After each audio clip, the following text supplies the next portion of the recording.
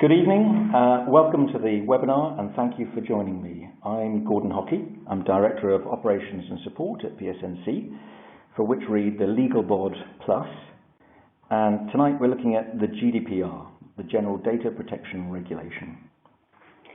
On to the preliminaries. So, the guidance that we've prepared and the workbook have been put together by a cross-sector group, the Community Pharmacy GDPR Working Party. And that involves us at the PSNC, the NPA, CCA, AIM, RPS, CPPE and CPW. I think most of you will be familiar with the acronyms. If you're not, don't worry. We've also had some reps from some of the bigger pharmacy companies involved.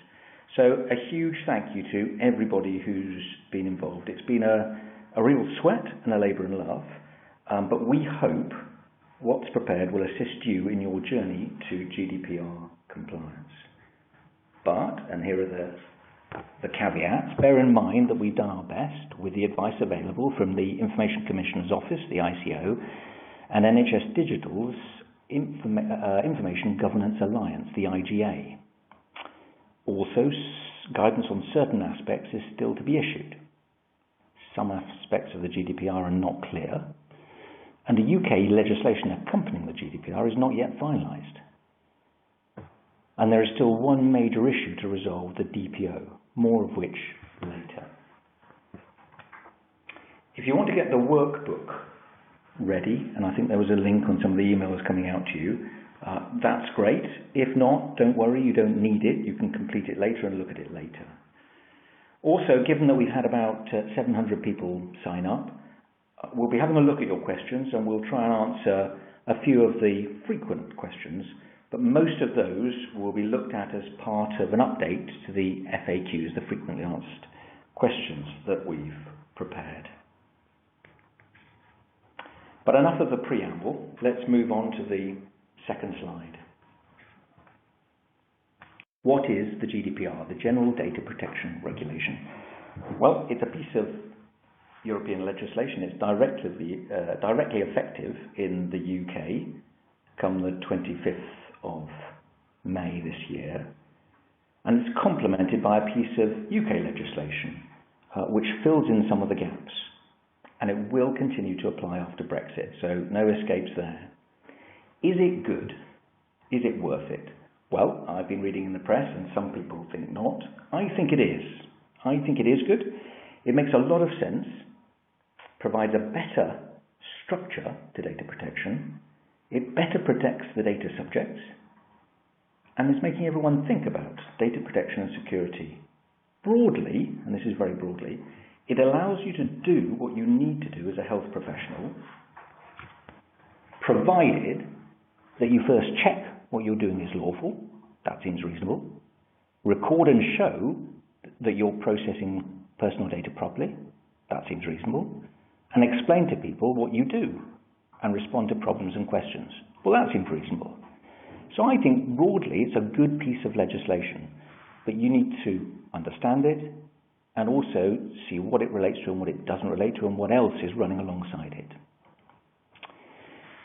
So the key to the GDPR is that it applies to processing personal data. I'm going to say that again, applies to processing personal data. Processing, you can see there on the slide, it's a wide meaning. Personal data, well, the usual stuff, names and addresses, etc. Now, a subgroup of personal data is special category personal data. And for us, community pharmacy, that means data concerning health. Well, in most cases. It must be identified or identifiable of a living person. I think most of that's clear, except perhaps for identifiable, and more of that later. And primarily it's about personal data and filing systems. For us, for you, the PMR computer system must be the main one. It also includes paper filing systems. Anything you can search using a certain criteria, for example, a name. Unstructured manual data is caught to some extent, but I'm not going to that to a great extent, and the requirements associated with it are less onerous. I think most of the time we're looking at personal data in filing systems. So, key point again is about processing data, processing personal data. There are some new requirements. I think we're on slide 3 now. How does it affect me? There are some key new requirements, but broadly, if you follow the guidance we've got, you'll be fine. How does it affect me? Well, community pharmacy processes just over 1 billion items for some 30 million patients annually. So it provides other pharmaceutical services as a key player in the NHS. We record information as any health professional would. So of course it applies to us. There are, I think, as I said, some key requirements, but it's evolution, not revolution. We're all familiar with the IG toolkit. And much of what becomes mandatory now under the GDPR has been best practice for many years, at least a number of years. So I think that's helping to put it in context. On to the next slide, slide 4. When do I need to comply? Well, I mentioned that already, and it's the 25th of May this year. Yikes, I hear you say. That's awfully close, and it is. But, and here's some comfort, Elizabeth Denham, who's the Information Commissioner, has been saying the words that are on the slide. As I've mentioned, it's a journey, it's an ongoing journey, and if you can demonstrate that you have appropriate systems and thinking in place, the ICO is going to be proactive and pragmatic. Now, I was a regulator for some 20 or so years before joining PSNC, and generally, as a regulator, you wouldn't strive to be too draconian to people at the start of any new rule. Elizabeth Denham's comments are about as good as it gets from a regulator who wants people to sit up and take the regulation, the new rules seriously, but doesn't really want to take draconian action. Now, there are various fines that she, as Information Commissioner, can levy. We'll put those in one of the weekly articles we're doing as we lead up to the 25th of May. But what I want to concentrate on is how you comply with the GDPR. That, I think, is key. So, on to slide 5. How to comply. Is there any guidance to help me? Yes, there is, as I mentioned. A group of us have prepared some guidance, 13 steps, using a mnemonic, data protected. One person here quipped that it's 13 steps to GDPR heaven. I think that's putting it a bit highly. That's a bit optimistic, but we really hope that it will help you to comply with the GDPR. There are 4 booklets. The first one is the guidance, the standard guidance, all of them based on the 13 steps, really. The second booklet is really just the highlights of the guidance. The third booklet is a workbook which you can complete as part of your journey to compliance.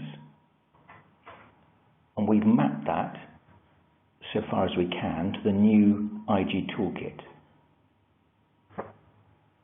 We'll continue to do that mapping and probably issue an update to the workbook later on in the year. So what I suggest you do is you do the GDPR workbook now, and then later on in the year or early next year, you do the IG toolkit as you normally would. And hopefully by then, what we'd like to do is have a button at the front of the IG toolkit which asks the question, have you completed this workbook? And if you have, you can press it and it will pre-populate aspects of the IG toolkit. Now, I can't guarantee it, but that's what we want. We also want a similar button which will relate to your PMR supplier, providing various assurances to you, which hopefully if you can hit, the assurances that the PMR supplier has provided to us and NHS Digital will again pre-populate aspects of the IG toolkit. So that's what we're working on here for the end of the year. So, the next slide, slide 6, and this is just finally, before we get to those 13 steps, let's just put things in context. Remember I said that the GDPR is about processing personal data. Now it has lots of implications, we're going to go through the 13 steps, but let's just remember that normal life carries on as well. And I like to look at it as various streams. You've got the GDPR stream, we're going to deal with that today. But let's just remember that there are these other streams running parallel to GDPR. So the first one I want to mention is you need consent or agreement to undertake the activity. For example, a flu vaccination. You'll be assaulting someone if they haven't agreed to the flu vaccination and you try to administer it. You need their consent.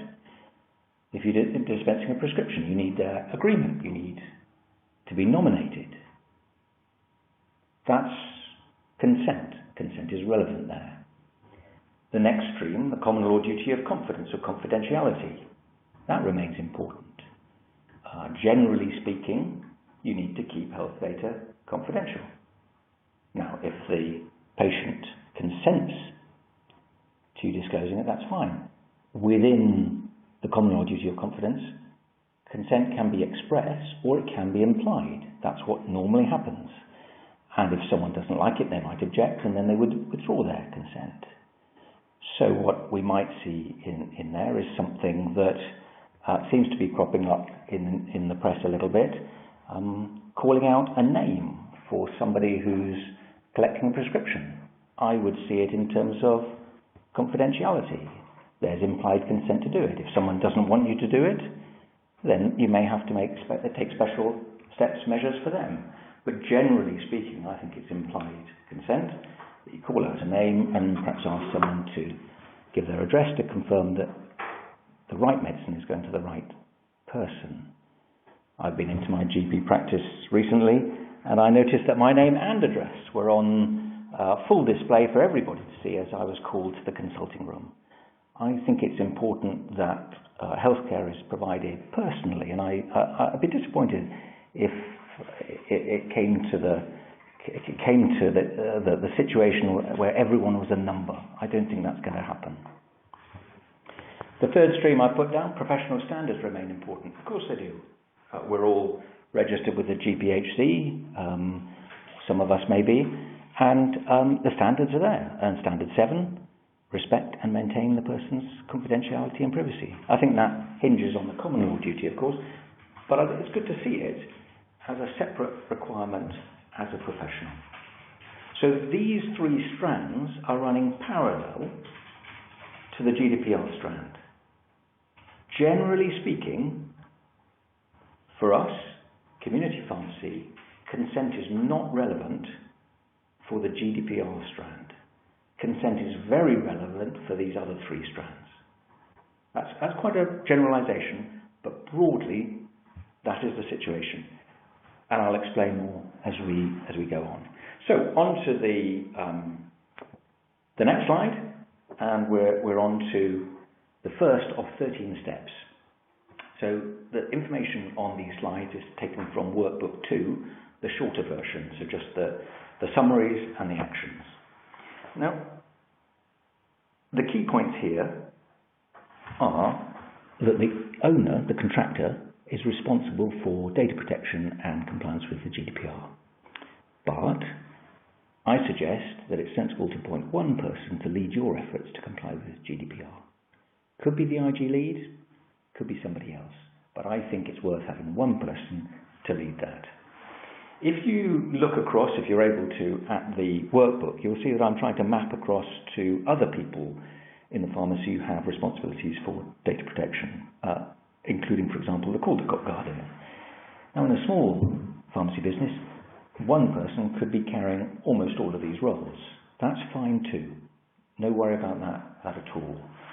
The one role that will be different and separate is the data protection officer role, if you have to appoint a data protection officer, a DPO. The data protection officer is someone who's expert, inverted commas, that may need some interpretation, but has expertise in data protection and the GDPR, understands your business, and is able to advise you on matters of GDPR. They are also named on the privacy notice, if you have a data protection officer, and they can be the first point of contact for any data subject, any patient who has a question. So an interesting role, to say the least. I think that it's difficult to know whether you will need a data protection officer. Let me explain. The situation is that under the GDPR, if you are a large-scale pharmacy, you will need to appoint a DPO. So for everybody who's large-scale, it's a foregone conclusion.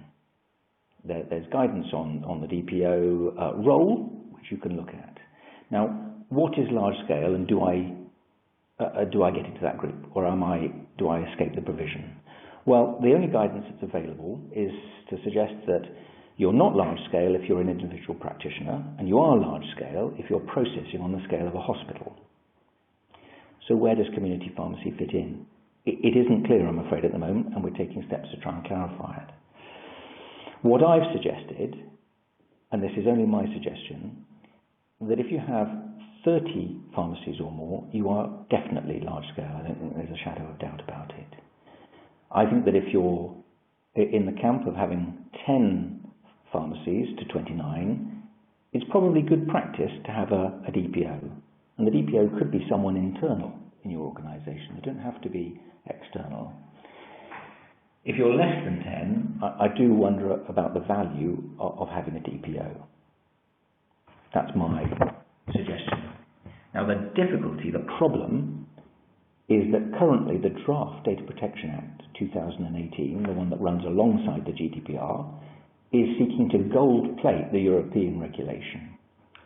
It says that any public authority must appoint a DPO. And again, you'd have thought, well, we'll be all right, we're not a public authority. But by a quirk of legislation, a public authority includes anybody subject to the Freedom of Information Act.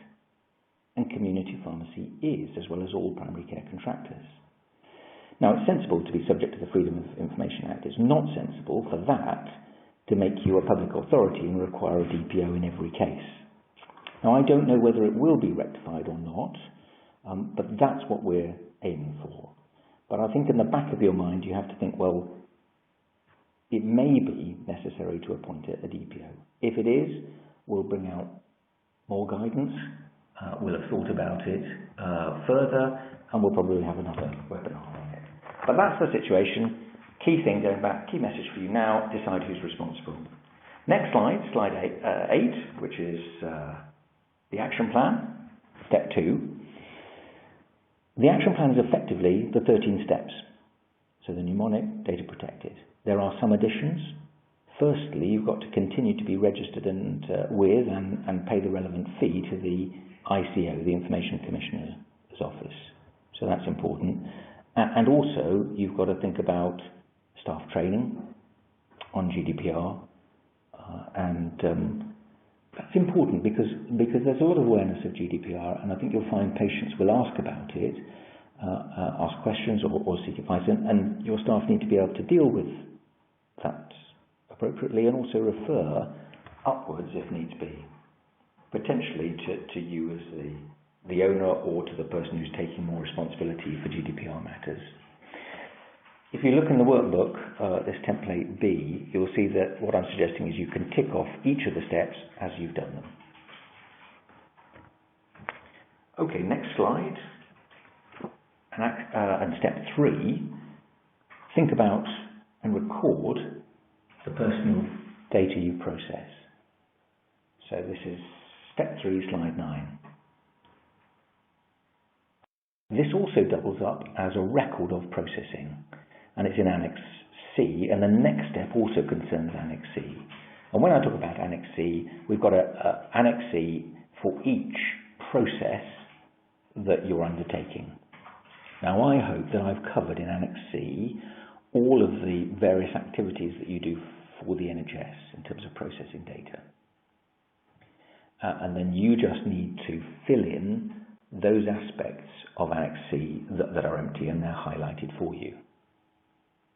If you do other processing, you'll have to create another Annex C and deal with that.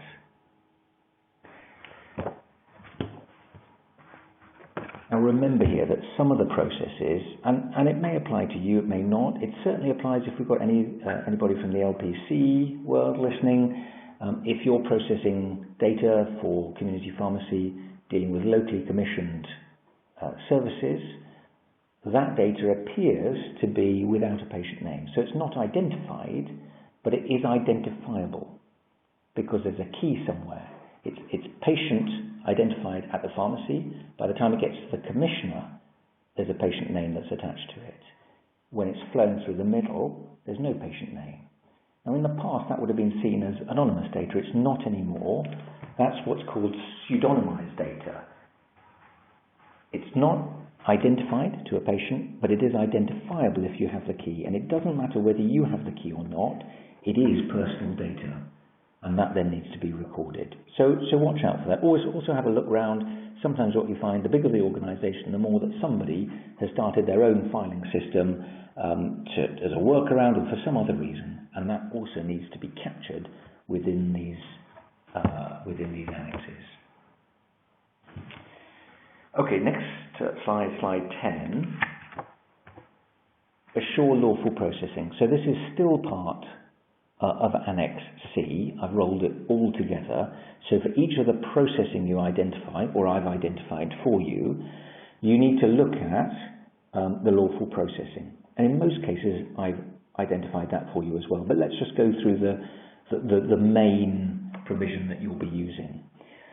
We've got a picture there of a horse race, and it's because I'm thinking of these two articles, Article 6 and Article 9 in the GDP, as two hurdles. Now, for all personal data, you need to jump the first hurdle, which is Article 6, and it needs to be in one of the lawful processing boxes. It needs to fit one of the provisions. It must fit one of those provisions.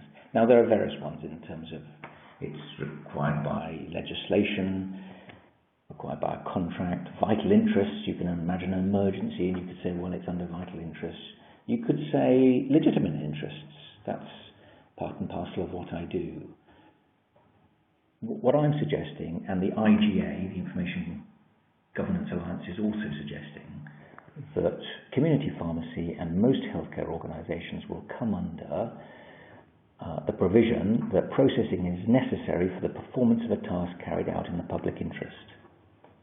Why choose that one? Well, two reasons really. One is it's recommended by the IGA, and they have the ICO as part of their setup, so it looks like it's got official backing. But also, it rather wonderfully includes pharmacy practice, and it's not consent, which is another provision that you could choose.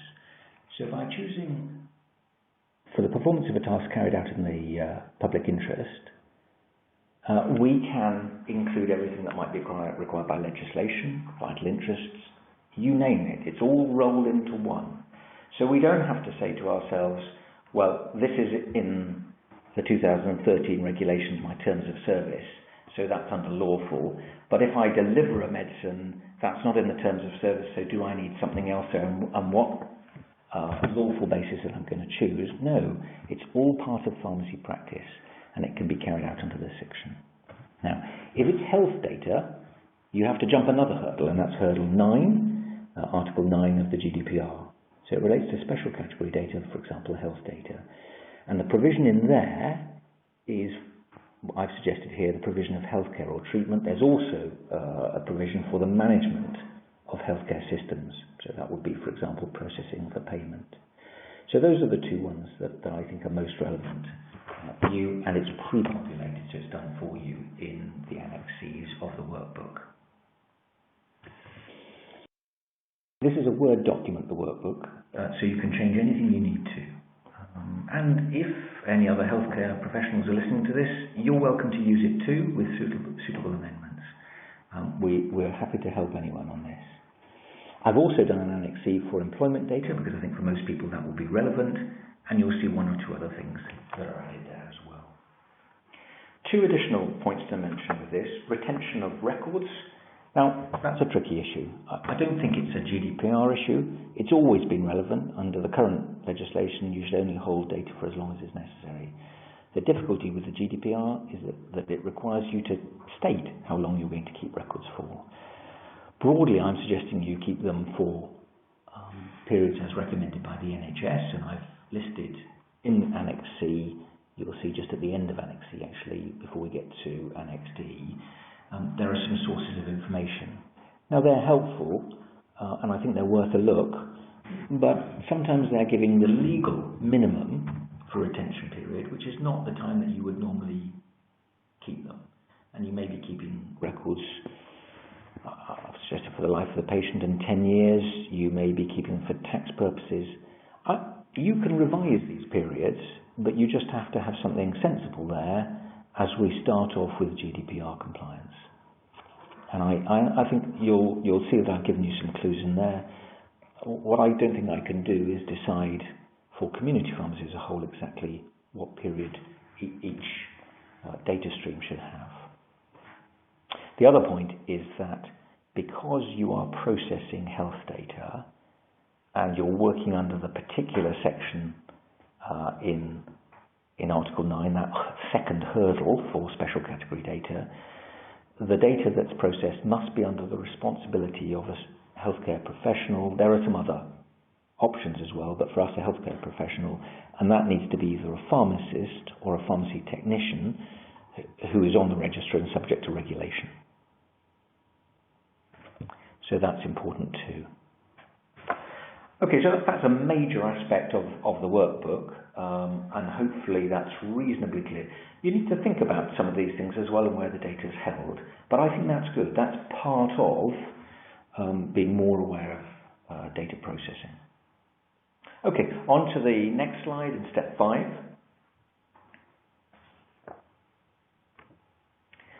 Process data according to data protection principles. Now, this is in the workbook, but there's actually nothing to complete. What I've done is go through the principles and map them across to various aspects of the workbook and the templates.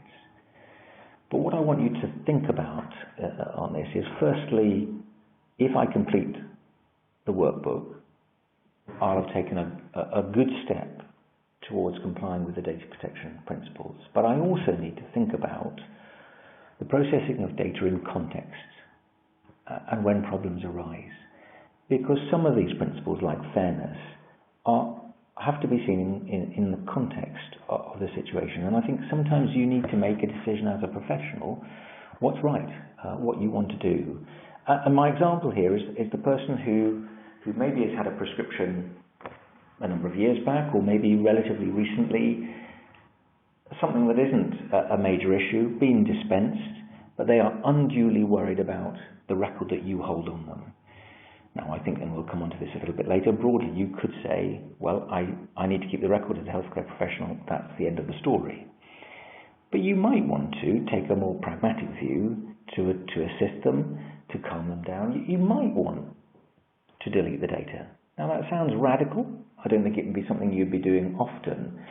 But is it fair in that context to hold the data? Do you really need it? I do think that the data protection principles need to be applied. So even once you've done the workbook, data protection is an ongoing issue, both in terms of security and fairness to the data subjects. We'll do a little bit more of that at a later step. Okay, moving to step 6. Review and check with your processors. Now, this is a slightly tricky one, and you'll see processors come up in Annex C in the workbook. Processors are people who deal with data for you at your instruction. They're not other data controllers to which you pass data. They are people who are working on your behalf to process data. Perhaps the best example is the PMR supplier. They do what you ask them to do. If you ask someone to do your payroll and pay your staff, they're a processor of your data. You ask them to do something in accordance with your instructions. That's it. Okay? So first thing is to distinguish between who's a processor and who's another data controller. But if they're a processor, they're working strictly under your instruction. You'll see in the workbook, I've set out what's required in terms of the relationship. You need to check certain things with the processors. Broadly, they fall into 2 camps. One, you've got to check that they are processing your data securely and safely. Let's take the payroll example. You've got to make sure that that company is looking after your employees' data as you would. Secondly, you've got to make sure that external company, that processor, will tell you various things if there are problems, so that you can comply with your responsibilities under the GDPR and notify data breaches and the such like. That's broadly it. There's a full list there. Now, I think in many cases you may find that companies have taken steps themselves and are ahead of the game and can give you those assurances. Maybe not yet, but they will be able to soon. Companies may change their standard terms of business with community pharmacy to give that assurance. It needs to be in the contract, or it can be in law, but in most cases it'll be in the contract. I think you need to contact the processors, your PMR supplier, and ask them. We are working with the PMR suppliers and others, but we're not there yet in terms of getting their confirmation that they're fully up to speed on this. Now, so it may sound disappointing. Don't think of it as disappointing. Everybody's on a journey to GDPR compliance, and everyone's a little bit nervous about giving assurances at an early stage. I think we'll be there by the time we hit the 25th of May. And even if we're not, remember what Elizabeth Denham said, we're on a journey, you're filling in the workbook, you're getting it done. It will be done as soon as can be. So I think that's review and check with your processes, step 6. If we move now to, I think, step 7, obtain consent.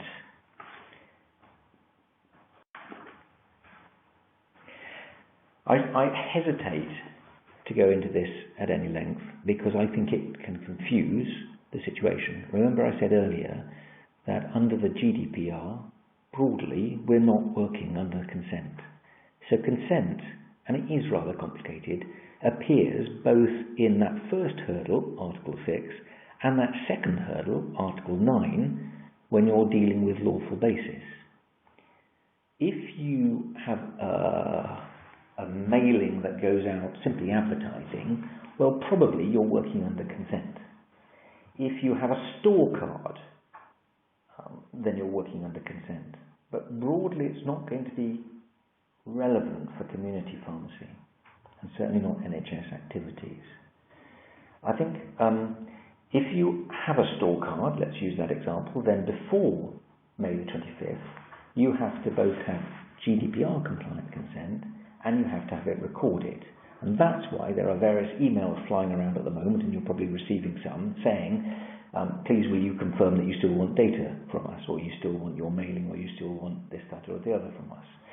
That's what those companies are doing. They're obtaining the consent they need before the 25th of May. But broadly, that's not relevant to us. Remember, consent comes under those other streams that are running parallel in terms of what activity is going on, common law duty of confidence or confidentiality, and professional standards. I'm going to leave it there. There's more information in the workbook, but I don't want to get too much into all of the consent side of things, on GDPR at least. Okay, so we're on to the next step. Tell people about your processes and the privacy notice. In many ways, this is the quid pro quo of GDPR. You can do this processing under these provisions because you need to as a healthcare professional. But hang on a minute, we do want something from you. We want you to tell people what you're doing, the privacy notice. The reason I've got the CCTV camera picture there is that I think we're used to seeing privacy notices where there are CCTV cameras. We're used to seeing them on websites because they're required already under separate legislation. In a way, what the GDPR is doing is requiring that now for the data processing that you do for personal data. Okay. There are various things that you have to put in a privacy notice, but broadly we are structuring it as set out in the workbook. And I think if you haven't got access to it, I will just read it out a little bit. We are saying that you're processing data as a community pharmacy primarily for 3 reasons: the patient's care, pharmacy payments, and management. And I've given a little bit more detail in the annex there, explaining to patients what we're doing. Now this is the work of the Community Pharmacy GDPR Working Party. I'm suggesting that it could be included in a leaflet on the website as appropriate, maybe as a poster. You need to bring the attention of a new patient. You need to bring their attention to the privacy notice. That I think is important. I wouldn't go to too many lengths to put this in formal documents at the current time. Yes, a poster and the such like, but let's see how it develops. It's one of those things that might develop, particularly the more detailed notice. Will the Information Commissioner and others want more information? Will they want less information? It is difficult to know. I've done it briefer because I think that's easier to understand and more patients will read it. So I think less is more in this situation. But let's see, others might have different views. Now, as we go on, you'll see that certain things are required in there, including, for example, where to complain to. And in red, you'll see that the Data Protection Officer's name is required if you have a Data Protection Officer. We've got a longer version in the workbook as well that you might want to use. Whether more detail, as I say, needs to be added there, let's see. That's the privacy notice. The key thing is you're getting out there and being proactive to tell people how you process their data. Okay, on to the next step, step 9. And that is ensuring data security. I set this out under 3 headings: physical security, electronic security, and human security. And if you look at the workbook, you'll see that there are lots of existing templates relating to the previous version of the IG workbook that PSNC has produced for contractors. And I think in many cases you can continue to use them. We will update them in due course, but I think for the time being you can continue to use them. They are all still relevant. Have a look through them, update them, check them. This is a good moment to do so in terms of complying with GDPR. So just by example, physical security, asset register, physical security risk assessment, electronic, you've got things like disposable portable assets, mobile computing guidelines, NHS mail accounts. Remember those ones in terms of the quality payments. You've got NHS mail accounts. They will be good to use. They're important to use. That's a secure way, as long as it's from one NHS mail account to another. That's a secure way of passing patient data. And we've got other information, 10 steps to improve data and cybersecurity within your pharmacy. So lots of information there, well worth looking at. But I think that many of you will be very familiar with this already. In terms of human security, you can see things there such as staff confidentiality agreements, staff confidentiality code, data handling, audit, and the such like. All important stuff. Within this section, I've also shoehorned in a section on data quality.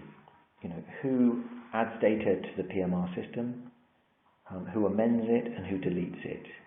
And I've done that partly because it's an aspect that comes up in the IG toolkit. And at the same time as doing this for GDPR, I've been having an eye and been trying to map across to the new IG toolkit, so that so far as possible, if you complete this workbook, you'll be good for the IG toolkit. Okay, so that's why just occasionally you see these things shoehorned in. And that's one of them, data quality.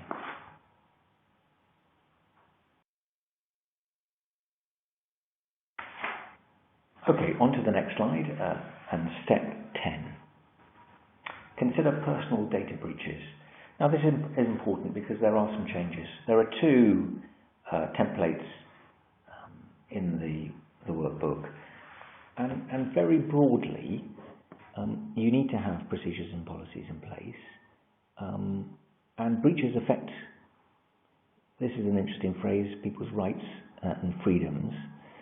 But I think we all know that if there's a data breach, that is of concern to someone, and that is a worry. You've got to be careful as well, because there may well be legal cases on the basis of distress. Now, there are arguments whether that's been possible before or not. I think it probably has been possible, but it's certainly very clearly possible now with the GDPR. But that doesn't stop you dealing with things properly as they occur. So, the things to remember, key things, you need to deal with data breaches quickly. And that's part of the reason that you've got this proper agreement with your data processors, so that you can deal with it quickly. Quickly, and in any event, within 72 hours of it first occurring. Some caveats around that, but you can see we're talking quickly. You need to be ready and know what you've got to do. You've got to record all data breaches, and there's a template for you to do so. You've got to assess them and consider whether they're at the level of just recording, whether they're at the level of recording and reporting to the ICO, the Information Commissioner's Office, or whether they're at the higher level still of recording, reporting to the Information Commissioner's Office, and telling the patient what's happened. Now, the one thing I think that I've missed out of the workbook that's been pointed out to me by the IGA is that there is something to help you consider the seriousness of the breach on the IG Toolkit website. So that's certainly worth looking at. There's also information in the workbook for you to consider. And I've also got then a form for you to complete if there is a personal data breach, which I hope covers the important aspects. Key things then to remember, it's got to be done quickly. Remember that 72 hours, and how serious is it, and who do I need to tell? And when you get to the do I need to tell patients, again, there are some caveats you'll see. Sometimes it's simply not going to be possible to tell everyone, but I think there's some quite onerous stuff in there, so don't underestimate the work that could be required. And if the ICO wants you to contact patients, it could always make you, it could always mandate you to do so. So there's step 10, consider personal data breaches. Let's move to the next step, which is think about data subject rights. And I think this is important. Key messages. If you're not sure of a question, when someone says, I've got a right to X, Y, or Z, seek advice. Call me at the PSNC. Talk to someone who knows about these things. Try and get an answer. Subject access requests, broadly, they are now free of charge. There are again some exceptions. Free of charge. And also they need to be completed quicker within 1 calendar month.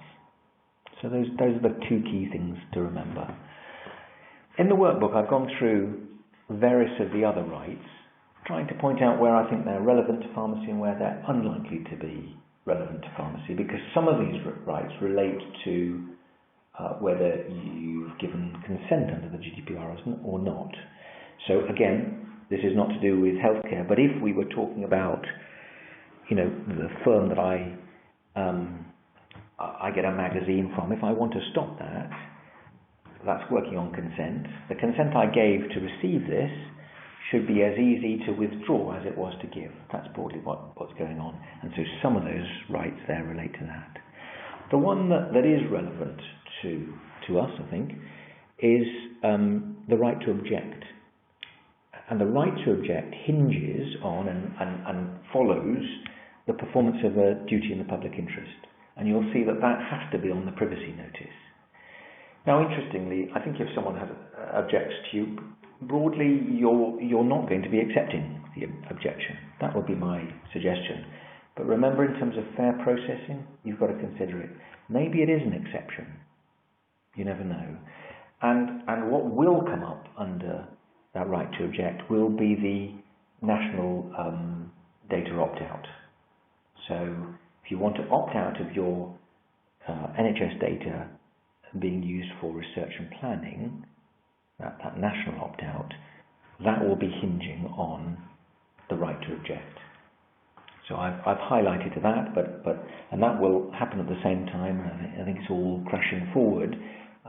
You can see all of these things coming forward. Everyone seems to be wanting D-Day to be the 25th of May. We'll see whether it is. But there'll be more guidance on that in due course. So that, I think, is what I want to say about data subject rights. There's more in the guidance and in the information and the workbook. So on to step 12. Ensure privacy by design and default. Clearly, if you're doing a major new project, installing a new IT system, what this is saying is that you must think about data protection at the start of the endeavour. So I think that's good. What this section is also saying is that you've got to think, and again, those data protection principles are important. Am I doing my best? Am I doing as much as I need to protect data of patients? Now, a lot of the systems that we use in community pharmacy are preset, which is helpful because some of these things have been considered already. So you don't have the same scope as you might if you were working outside the NHS systems. But I think what it's doing is saying, can I do better? So if I'm processing data, can I use pseudonymization? Can I do this? I think you're doing it already in many cases. For example, if you've got people who look at accounts, you shouldn't generally let them see all the patient data. You'll let them see the financial data and they'll give you advice on that, but they shouldn't be processing all the patient data. They may use half the NHS number to link it to particular lines of information. Well, half the NHS number, that could be matched up with the full number. That's pseudonymized data. So again, I think a lot of this you're doing already, but have a look at your processing. Could you do better? Really, I think is what it's saying. Step 13, the last step. If you've stayed with me, thank you. Step 13, data protection impact assessment. Now, the DPIA, it has to be carried out in certain circumstances and broadly where it's high risk to patients, where there may well be problems, large scale health data. So if you're a bigger pharmacy, you've got a DPO because you're required to have one, you're going to be required to have a DPIA and your DPO will help you. Accepting that maybe we'll be in the situation where everyone requires a DPO, we don't know. If we are, then you won't necessarily be required to carry out a data protection impact assessment. If you're smaller, then you might, you'll see I put down an example. Perhaps if you're putting in a robot, I think that's new technology and it changes your processes, you probably will need a data protection impact assessment. Broadly, what I'm saying is that because these things have been looked at between PSNC and others and government as part of the implementation, a lot of the existing work that you do is already, in effect, being subject to assessment of the risks. And I think that's a fair take on it, in my view. We're awaiting ICO guidance on this, so maybe that will change. But I think that's the broad picture. If you're doing something big, new, dramatic, you need to do one of these. If you're a big pharmacy company, you're going to need to do this anyway, and you'll have help with it from the DPO. So there's an explanation of that in the workbook as well. So those are the 13 steps. The reason that it's been set out as 13 steps is that I gave a talk to LPCs at the end of last year, and people said to me, thank you for the talk, thank you for an explanation of the legislation, but really we don't want that, we just want to know what to do. So that's why this work has been crafted in this way. There is some explanation of the legislation, but broadly it's trying to show you what you need to do under the GDPR and the Data Protection Act 2018, the one which will come in due course. And it's pretty late in the day already if you think that compliance is required by the 25th of May. Hence Elizabeth Denham's comments. So the next slide. Conclusion. Let's just have a look at that. Complete the workbook so far as you can. I think there is recognition that you may not be able to complete it all because you're relying on others in some cases. I think you should be able to complete a lot of it.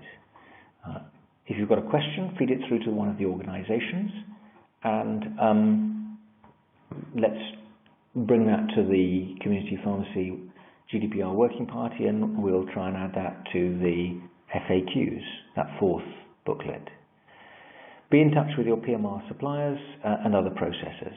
Remember, processors, you don't have to be in touch in that same way with other data controllers. Put up your privacy notice. Don't go to too many lengths with that privacy notice. It needs to be up by the 25th of May, but I don't want you ordering thousands and thousands and saying, well, hang on, Gordon, it's changed, or someone thinks we need to put X, Y, or Z into it. Let's be pragmatic in these early stages. Be ready for subject access requests in a calendar month, generally no charge. Staff training, that I think is the key one there in staff training, as well as security of data, which is already quite clear and apparent. Be ready to record and, if necessary, deal with data breaches.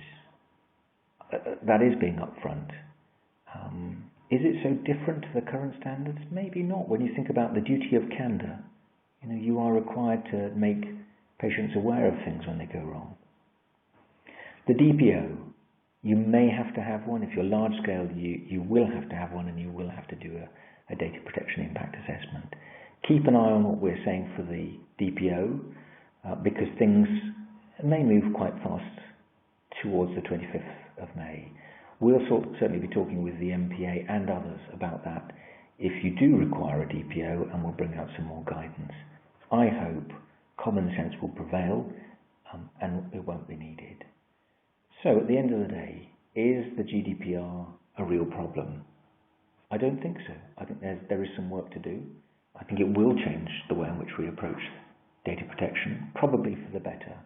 But as long as you remember that the GDPR is one important stream in a number of streams, and that broadly the GDPR stream for healthcare provision does not involve consent, but those other streams do involve consent in the normal way that they always have done, then I think we'll be all right. And there are some oddities in the way that they intertwine, and some intellectual problems, and I'm sure in the fullness of time more guidance will come out from people like the ICO and the IGA to tackle some of those issues.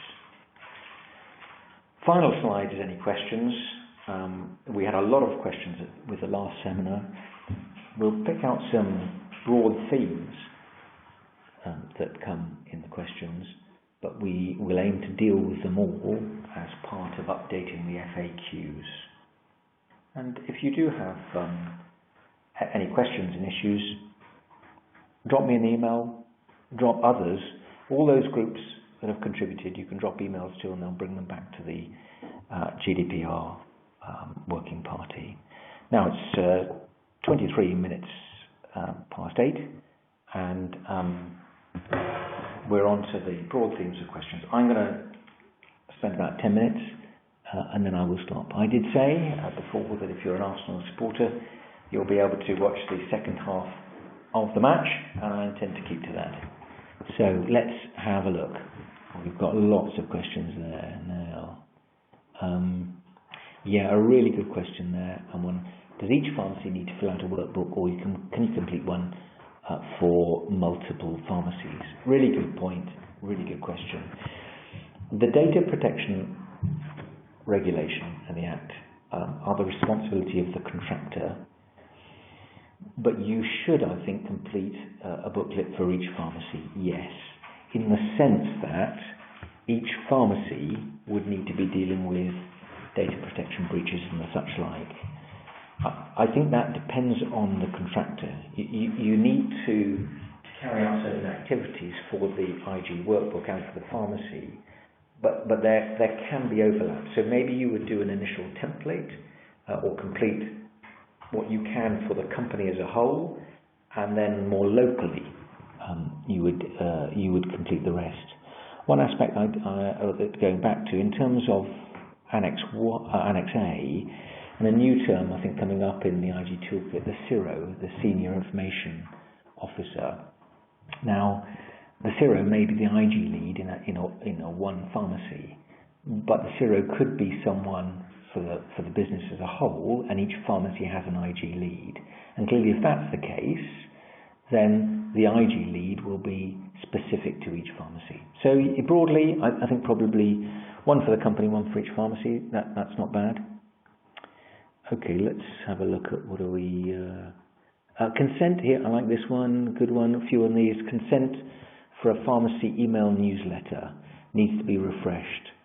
Now, that is an interesting one, isn't it? Because if it's part of healthcare provision, then you don't need consent because you're not working under consent as far as the GDPR is concerned. You're working under performance of a task in the public interest.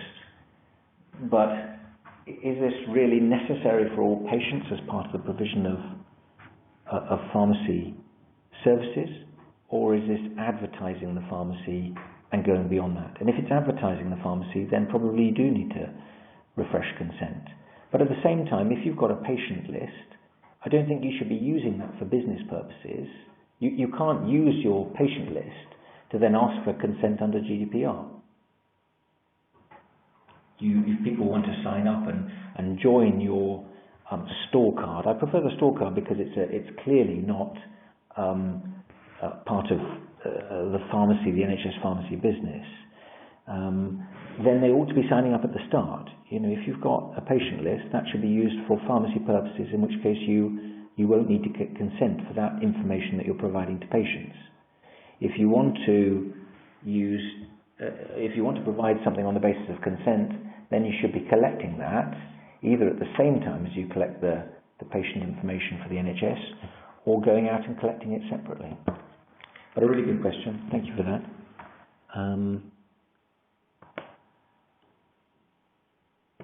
Is there a privacy notice template available on the PSNC website? Well, there is one in the workbook. I think that's what the question is driving at.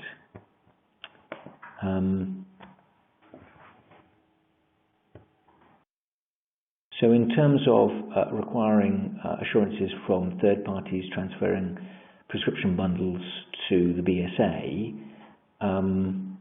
advising on couriers who are compliant, I'm afraid I can't. I think you'll have to ask the people that you're dealing with. And remember there's a list in the workbook, what you need to cover, but most firms, I think, will be gearing up to it and setting their standard terms of business to include these requirements. The interesting side to the PMR suppliers, of course, is that broadly they're the ones who are probably providing you with assurances of security. So the fact that you're asking them has to be treated carefully, I think, because they really should be secure because they're making sure that you are. I think that looking at it the other way, you'll probably start to receive requests from commissioners for you to confirm that you're GDPR compliant. Now, some lists I've seen are really quite onerous. You know, lots and lots of questions to answer. I hope, and I suggest we all try and push back on this a little bit, that if you're completing the community pharmacy workbook, you should be saying to people, that should be enough of assurance that I'm going to be GDPR compliant.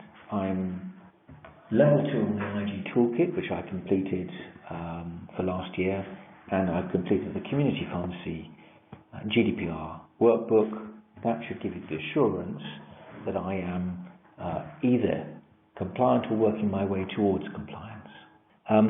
This is a question in bold, so it seems to be of particular concern. Can you obtain a physical copy of the workbook from the PSNC, or do you have to download it and print it? You do have to download it and print it, but may I suggest that you complete it electronically. You can then change any part of it you want, because remember it's a Word document. You can fill it in. It's easier to copy it across if you have other premises, and then to complete aspects which are relevant to those other premises. And I just think it'll be then a living document. If you notice, this is version 1. We do reckon it's a living document. The main piece of UK legislation isn't yet finalised, and we're wanting it to be finalised in a sensible way for us as community pharmacy as regards the DPO. I think broadly we can deal with the other questions in the FAQs. So I'm going to wrap up now. Thank you for joining me. Thank you for taking GDPR seriously, and I hope that this evening has been helpful. If you're listening at a later date, thank you for having a listen to what we've got to say.